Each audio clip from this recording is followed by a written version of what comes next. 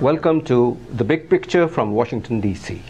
We are here for a special discussion on the state of US-India relations as a preview for the Prime Minister, Mr. Narendra Modi's visit to the United States, his second visit since becoming Prime Minister. And we have a distinguished panel with us.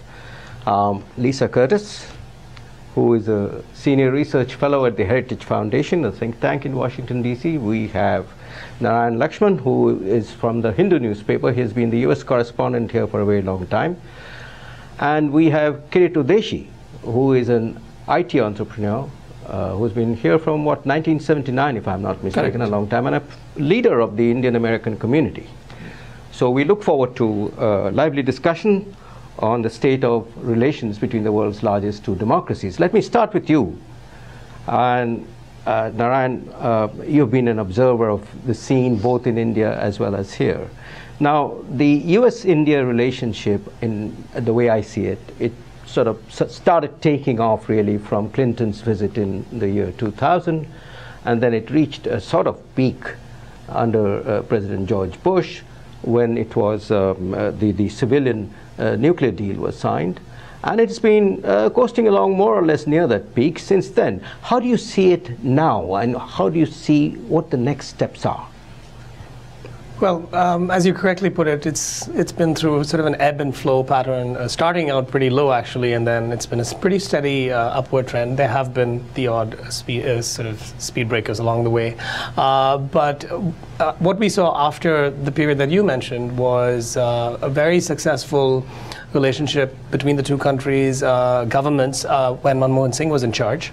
Of course, it certainly helped that the world economy was going through a boom at the time, and a rising tide lifts everybody. So that was very positive, but then that sort of began to run out of steam towards UPA-2, the second Manmohan Singh coalition government.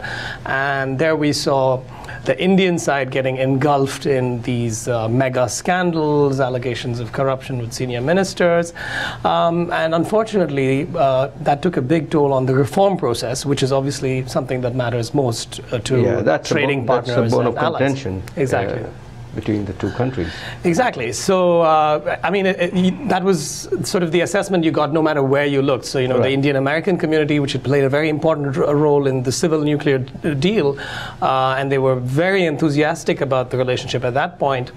By the end of the UPA-2 government, there was very strong criticism in that quarter. There was certainly the US, the government itself was looking for ways to kind of get things moving again. And then there were specific flashpoints, such as the Devyani Khobragade crisis. Yeah, that's right. So now, what I wanted to find out is that specifically at this point of time with Mr. Modi being the Prime Minister right now, have things changed on those areas? Absolutely, absolutely they have, because as you know, Mr. Modi came to power in with a very strong mandate for economic reform.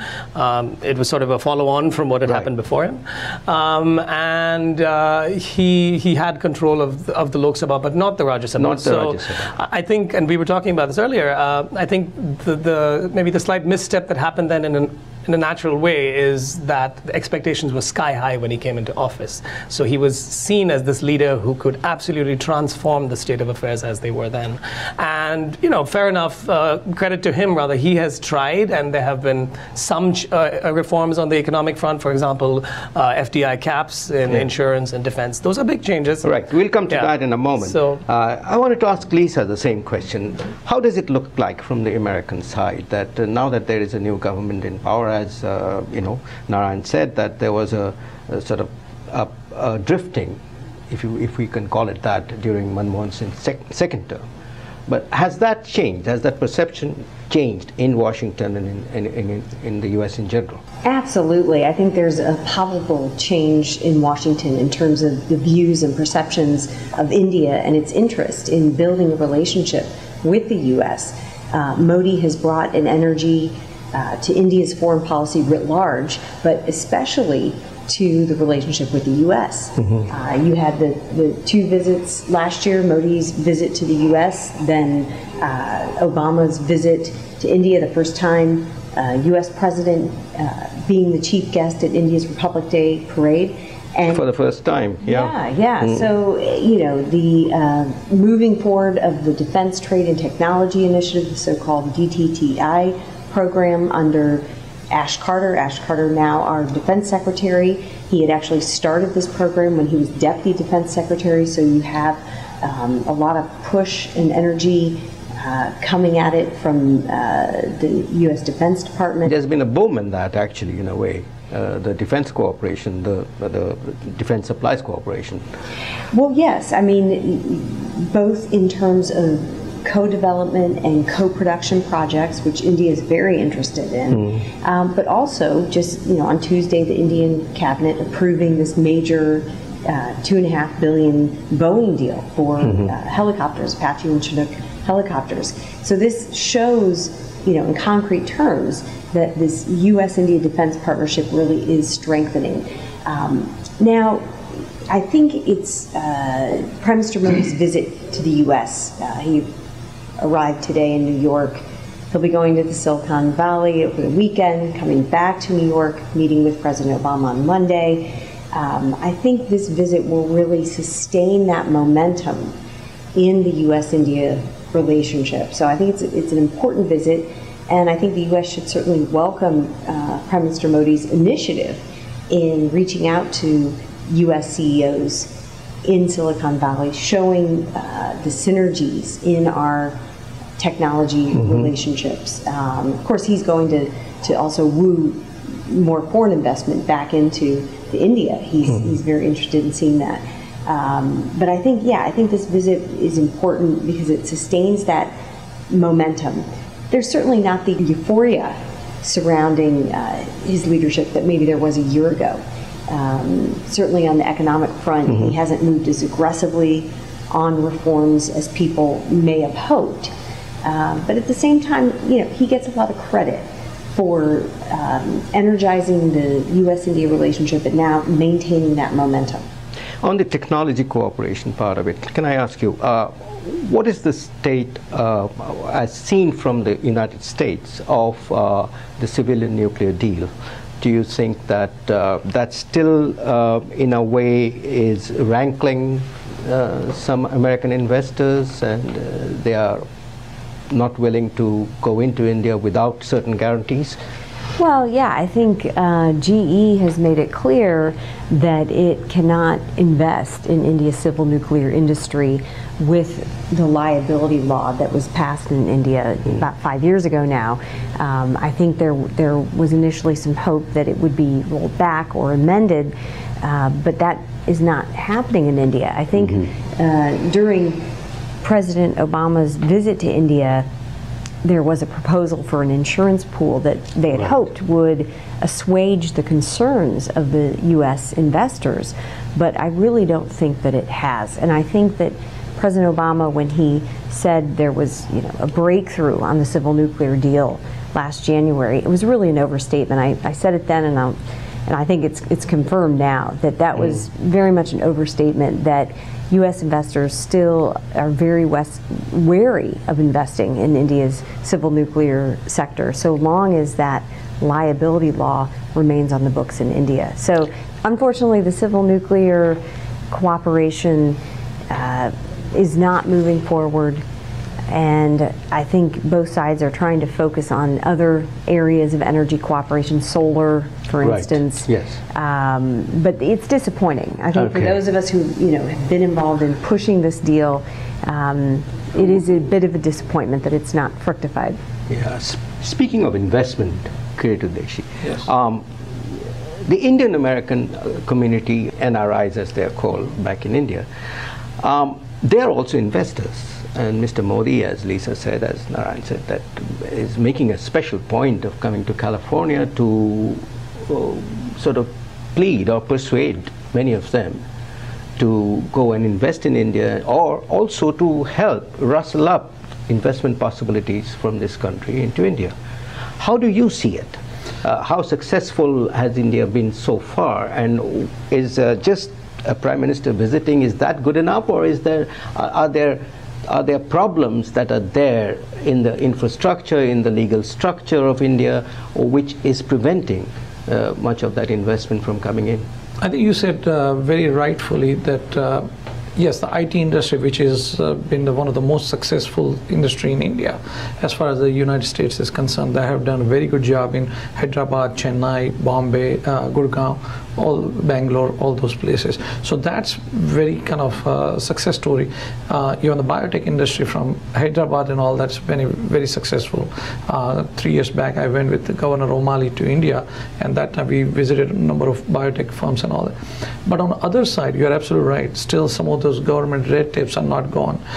There is a issue about liability, as you mentioned, as well as all the setting up the business is not as easy as it was anticipated it would happen after Modi takes over.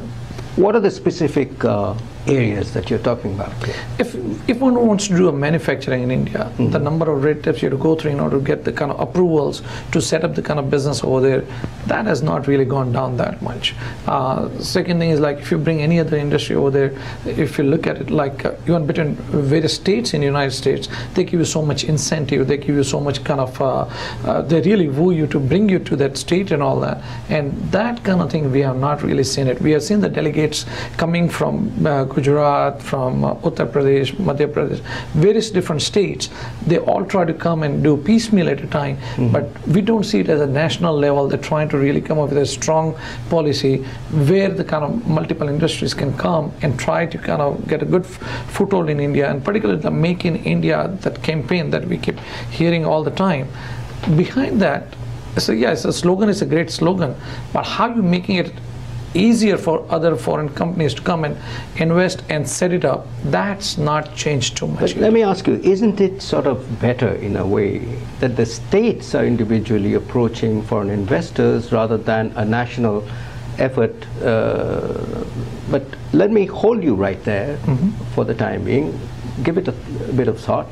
When we come back, we'll talk about other areas, including foreign policy, as well as continue our discussion on this investment problem. Welcome back to The Big Picture. We were having a discussion just before the break on investment problems that both Indian Americans as well as others face when they try to invest in India, which is not one of the most business-friendly countries in the world. It still ranks very low. But this Prime Minister has made a promise earlier to make it far higher, the rank of India in that particular yardstick. Narayan, what do you think is actually happening there? Do you think that what I asked Kirit just now, that don't you think that it's better that the states compete for investment and provide those facilities at the state level, or are there national hindrances that need to be overcome first? Okay, so let me answer your question in two parts. First, sort of tying it to current developments and Mr. Modi's visit here. And just before that, what concluded yesterday, the strategic and commercial dialogue. Yes, tell us about it, yes. So I was there at the State Department listening, and the events around the dialogue, such as the conference at Carnegie. And what really struck me was the very sort of, for want of a better word, robust exchange between Industry and Commerce Minister Nirmala Sitharaman from India and Penny Pritzker, Secretary of Commerce here, which made it very clear to everyone there that there are a number of economic issues of the sorts that you were talking about earlier which need to be ironed out. So I think Ms. Pritzker's basic sort of quibble with the way things, economic reforms are going in India, is that dispute resolution is extremely complex and fraught with the kind of difficulties which foreign investors would run from.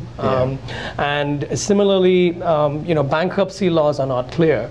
And so I think Ms. Sitharaman's answer to that was, look, there are bills pending, they are in Parliament, and we're working through them. And that is a fact, she's absolutely right. But therein, that tells you something about the very basic sort of problem that the Modi administration is facing, which is that they do not have control of the Rajya Sabha. The land acquisition bill. Exactly, land acquisition bill, goods and services tax, these are some of the thorny issues. So now coming back to what's happening in India and your question about states, A classic example which tells you where where things can go and where they'll be limited is labor reform, which is another gigantic concern for investors in this part of the world. And trust me, Mr. Modi, though he's going to have a very sort of exuberant reception in San Jose at the SAP Center, the CEOs he's meeting, even Sundar Pichai, who's Indian origin, they're very hard-nosed people. They know they're going to think about the economics of it. So if labor laws make it impossible to have the sort of flexibility, to adjust to changes in demand and so forth, no company, certainly not any of them from Silicon Valley, are going to be investing. And there, for example, you have a state which has made a difference, which is Rajasthan, which is governed by the BJP, which has made a very big sort of radical reform in the way you can hire and fire, the kind of limits that govern that kind of law. But Mr. Modi is not having that kind of luck persuading other states, non-BJP states, to do that. So on the one hand, competition between states is good, but on the other, there are certain policies where you have to bring all states together. And even level, GST has the sort of national echoes. So. Yeah, okay, good. Thank you. Let's move a little bit from this into a question that often bothers me about the perception of India in the American eye, both at the popular level as well as at the policy level. I mean, there's another leader of a billion-strong country, Xi Jinping, who is also in the United States, who is there, in fact, on the West Coast, also, I think, talking to people who are from business and industry and the technology sector. There's carpet coverage, as they say, in covering Xi Jinping, of course, right now, because there's also the Pope coverage going on, so that's eclipsed it a little bit. But Xi Jinping and the Chinese leader's visit is considered to be extremely important. It's been constantly discussed everywhere in the media and all that. But India is not in the same category in terms of importance. At least that's what it seems like. Maybe it's a wrong perception. But where does India figure in the overall American strategic view, if you can call it that? Well, I think there's no denying that the U.S.-China relationship is much bigger than the U.S.-India economic relationship. There is efforts to increase the trade between U.S. and India going from 100 billion to over 500 billion in the next few years. But there's a lot of things that need to happen in India, I think, for this potential to be unlocked between the U.S. and India. And in fact, there was a letter earlier this week that came from the leaders of the U.S. Senate Finance Committee and the House of Representatives Ways and Means Committee, basically spelling out some of the problems they saw in terms of what American exporters face in the Indian market: lack of intellectual property protection, particularly on biopharmaceuticals, and other trade barriers. So I think that it's obvious that the U.S. has more economic stakes with China, and that sort of makes the relationship one that is about focused on. But I think what India has going in its favor is the U.S. is really rooting for India to succeed economically, politically, militarily. And so that's why. Why is it important for the U.S., for India to succeed economically and politically? Because the U.S. and India have converging interests. We are both democracies. We value democracy. We both have concerns about counterterrorism, maritime security. U.S. and India are both concerned about China's rise and balancing that rise. So I think that the U.S. and India, from a strategic standpoint, have more in common. And the strategy here extends to the political landscape in the two countries as well. Absolutely. I mean, values they're both democracies. They both have the same struggles being democracies, and that things take time and have to go through the system and through the political parties and such. But I'll come back to my point that the U.S. is more invested in ensuring India's success and sort of making that U.S.-India relationship work. Whereas with China, you're going to see there are some problems and challenges in that relationship. If you just look at the cybersecurity issue, yes, they're talking about some kind of U.S.-China agreement on cybersecurity. But look, the fact is that the U.S. and India have more in common when it comes to cybersecurity concerns. So I think there's more opportunity for the U.S. and India to build on those concerns, and especially now that India has accepted the multi-stakeholder approach to internet governance, which means including civil society and industry in these policies. That provides an opening for the U.S. and India to improve their cybersecurity cooperation. So, the fact is, yes, the economic relationship is bigger with China, but the security interest and the U.S. interest in seeing India succeed, is much more important, in my opinion, when it comes to the U.S. foreign policy relationships. Good, that's very interesting. Now, how would the Indian Americans look on this same issue of the way India figures in the world scheme? Are Indian Americans keen on, let's say, India's democracy succeeding? Do they worry about such things, or do they look at more nuts and bolts issues? Or perhaps when they think of investing in India, they go more for temples and hospitals rather than actually going in for any kind of serious involvement in the Indian economy or the political process? I think NRIs definitely have big interest in India, kind of overall how doing it and all that. It's not just temples and hospitals. Of course, they look after all the other industries and all that. They do value like how the industry is being kind of welcomed, as well as given kind of all the opportunities to grow over there. Because lots of people who have succeeded here, they want to do the investment in India. They want India to succeed because they have vested interest in their motherland that way. Secondly, they look at that as a growing market as well as emerging market, both way. And from that both perspective, any investment they want to do from here to there, they want it to good rate of return also over there. So from rate of return, ease of doing business, and the kind of growth opportunity, all those three factors they do value. And in order to get those good value over there, they do look into like how the overall government is doing it, how the government is facilitating new industries or existing industries to grow and all that. So it's all very critical to analyze over here. Let me finally move to one last point where I'd like a comment from you and Lisa in brief, because we don't have that much time left. But how do you assess the foreign policy of the Modi government thus far? Do you mean specifically with regards to the U.S.? Both in regard to the U.S., which we have actually talked about quite a bit. Right. This has been a central focus of the foreign policy in many ways. Right. But India is in many ways a regional power, a major regional power, becoming gradually a player on the global stage. Right. So how do you think Mr. Modi's team has handled foreign policy so far? I think he has really plunged into it from day one, literally, because as we all saw, his inauguration became what was widely touted as virtual SAARC summit. He took the initiative and invited everyone from Pakistan, all the other neighboring countries, the leaders to come, and it was seen as a major sort of a foreign policy win, or sort of building capital for Mr. Modi at a very early stage. And from that time on, though he has just been in power for a little over a year, there have been some very critical successes that they've had, for example, and that was actually recognized quite a lot in the Strategic Dialogue joint statement that just came out yesterday, a sense of India is becoming, as you said, a responsible global player. So whether you're talking about the rescue missions in Yemen, where even U.S. citizens were sort of rescued by Indian forces, or the sort of life-saving missions in Nepal that you saw earlier this year, those are sort of reflective of India's broader thinking on the global stage.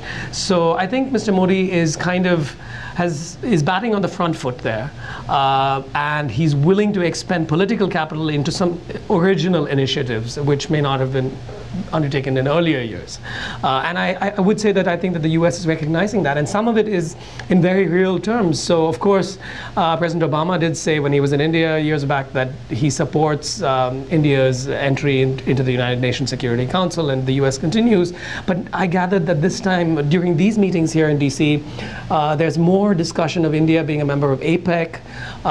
There's more discussion around India entering these elite nuclear clubs. More pragmatic diplomatic possibilities in the United Nations Security Council. Exactly. That is just, you need way more than just the U.S. Let me stop you right there and ask Lisa, what do you think, the same question, how would you answer it, but specifically with regards to the neighborhood that India lives in, which means Pakistan? Yeah. Well, I absolutely agree with Narayan. I think Prime Minister Modi gets very high marks for his foreign policy. First, reaching out to the U.S. Successfully, reaching out to Japan, Asia, Korea, the Asian nations, but as you said, also reaching out in the neighborhood. And Bangladesh, Sri Lanka. Yeah, recognizing that China is increasing its influence in South Asia, and recognizing that India needs to tend to its own neighborhood. But Pakistan, that effort.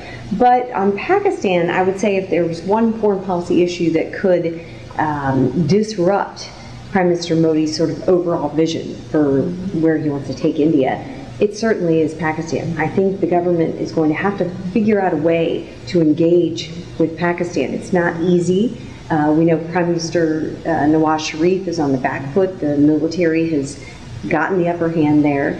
Zakir Rahman Lakhvi has been released from jail, the mastermind behind the Mumbai attacks. But I think India's approach in trying to work more closely with the U.S. on counterterrorism issues, for instance, the fact that we had this statement, a statement specifically on counterterrorism come out of this SNCD yesterday is quite significant. And, it has a couple of points noting that Lashkar-e-Taiba, Jaish-e-Mohammed, other terrorist groups in Pakistan are a major problem, pointing out the importance that Pakistan must bring the perpetrators of the Mumbai attacks to justice. This is important. So I think this is a better tack for India to take, to focus on cooperating with the U.S. on counterterrorism, rather than just complaining that the U.S. isn't doing enough to rein in the Pakistani groups. And I think as long as he finds a way to reach out to Pakistan, I think the foreign policy will be successful. I think on that hopeful note, we have to draw this discussion to a close. Thank you very much, Lisa Curtis, Narayan, Thank you, and Kirit. Thank you. And this is goodbye from Washington.